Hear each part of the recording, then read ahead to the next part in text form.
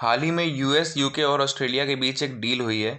इस डील के तहत यूएस और यूके ऑस्ट्रेलिया को न्यूक्लियर पावर सबमरीन प्रोवाइड करेंगे और जो सबमरीन ऑस्ट्रेलिया को दिया जाएगा यूएस और यूके के द्वारा, वो बस न्यूक्लियर पावर होगा, न्यूक्लियर आर्म नहीं। इसका ये मतलब है कि उस सबमरीन में कोई भी न्यूक्लियर मिसाइल या न्यूक्लियर टॉर्पेडो नहीं लगा होगा। और ऐसा इसलिए क्योंकि ऑस्ट्रेलिया एनपीटी का मेंबर है। एनपीटी यानी न्यूक्लियर नॉन प्रोलिफरेशन ट्रीटी। जिन कंट्रीज़ ने एनपीटी को साइन किया है वो अपने पास न्यूक्लियर वेपन नहीं रख सकते। इसी वजह से Australia is also ban from acquiring and deploying nuclear weapons. India, Israel, Pakistan और साउथ सुडान, ये 4 ऐसी कंट्रीज़ हैं जिन्होंने आज तक एनपीटी को साइन नहीं किया। इस मैप में आप देख सकते हैं जो कंट्रीज़ रेड हाईलाइटेड हैं उन्होंने आज तक एनपीटी को साइन नहीं किया। Israel is very small country, इसलिए इसमें दिख नहीं रहा होगा। और नॉर्थ कोरिया एक ऐसी कंट्री है जिसने 1985 में एनपीटी को साइन तो किया था, लेकिन 2003 में अनाउंस कर दिया था कि ये अब एनपीटी का पार्ट नहीं रहेंगे।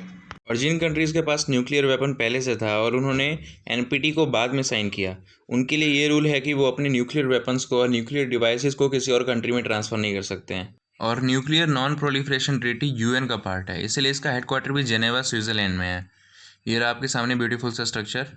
यह है यूनाइटेड नेशन ऑफिस का हेडक्वार्टर जेनेवा में। आप इसके आसपास देख सकते हैं कितनी ग्रीनरी है।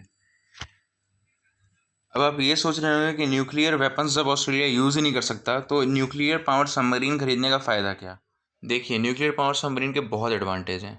न्यूक्लियर पावर सबमरीन में न्यूक्लियर रिएक्टर लगे रहते हैं जिनकी वजह से उन्हें रिफ्यूलिंग की ज़रूरत नहीं होती।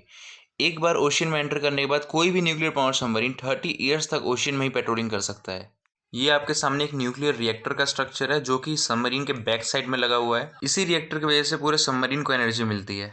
वर्ल्ड में सिर्फ 6 कंट्रीज है जिनके पास न्यूक्लियर पावर सबमरीन है, जिनमें UK, US, China, Russia, France और इंडिया आते हैं। इंडिया के नेबर में चाइना के अलावा किसी और कंट्रीज़ के पास अभी तक एक भी न्यूक्लियर पावर सबमरीन नहीं है। पाकिस्तान नेवी के पास भी अभी तक एक भी न्यूक्लियर पावर सबमरीन नहीं है। दूसरा एडवांटेज ये है कि न्यूक्लियर पावर सबमरीन बहुत ही शांत होती हैं। ओशियन में पता भी नहीं चलता कि सबमरीन है कहाँ, और पता चलने के बाद भी अगर कोई उस पर अटैक करता है तो न्यूक्लियर पावर सबमरीन की स्टेल्थ टेक्निक इतनी अच्छी होती है कि वो ऑलमोस्ट 75% अटैक से बच जाती हैं। अब जान लेते हैं कि न्यूक्लियर पावर सबमरीन का स्ट्रक्चर कैसा होता है। ये आपके सामने एक इंडियन न्यूक्लियर पावर सबमरीन है जिसका नाम है INS Arihant.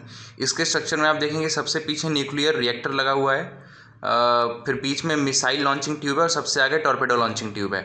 Missile launching tube इसलिए क्योंकि सबमरीन ओशियन टू एयर पे अटैक कर सकती है, इसलिए मिसाइल लॉन्चिंग ट्यूब लगे रहते हैं। और टॉर्पेडो लॉन्चिंग ट्यूब सबसे आगे होता है और टॉर्पेडो स्टोरेज भी सबसे आगे ही होता है। इस डायग्राम के थ्रू आपको और अच्छे से क्लियर हो जाएगा। ये देखिए, सबसे आगे टॉर्पेडो स्टोरेज रूम है और यहीं से टॉर्पेडो भी लॉन्च होता है। ये एक वीडियो क्लिप है जिसके थ्रू आपको और अच्छे से क्लियर हो जाएगा कि टॉर्पेडो लॉन्चिंग प्रोसेस वर्क कैसे करता है। जियोपॉलिटिक्स में कोई भी मेजर इवेंट होने के पीछे एक रीज़न ज़रूर होता है, और यहाँ पे रीज़न है चाइना। चाइना क्लेम करता है कि पूरा साउथ चाइना सी और उसके आसपास के ओशियानिक रीजन सब चाइना को बिलोंग करते हैं। और चाइना कई बार अपनी नेवी का एग्रेशन दिखाते हुए इंडोनेशिया, फिलीपींस और वियतनाम जैसी कंट्रीज़ के एक्सक्लूसिव इकोनॉमिक जोन में भी घुस जाता है। So for countering China, US और यूके दोनों मिलके ऑस्ट्रेलिया को न्यूक्लियर पावर सबमरीन प्रोवाइड कर रहे हैं। And that was all for this topic. Thank you for listening.